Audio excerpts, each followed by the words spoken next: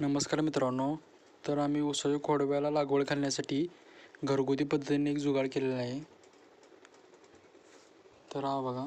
तर आम्ही एक 40 mm चा पाईप घेतलेला आहे.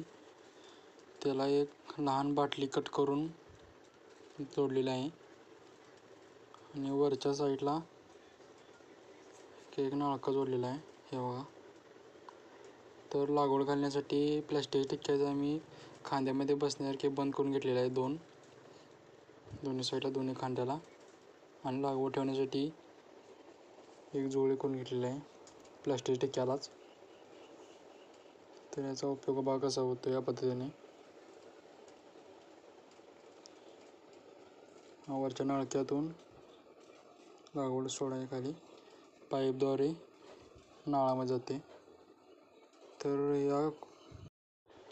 या जुगाडाचा आपला उपयोग काय होतो, तर नाळामध्ये लागवड घालताना खाली वाकावे लागते. तर या जुगाडामुळे वाकावं लागत नाही, लागवड पण व्यवस्थित नाळामध्ये जाते. आणि व्हिडिओ आवडल्यास लाईक करा आणि जुगाड कसा वाटला कमेंटमध्ये नक्कीच सांगा.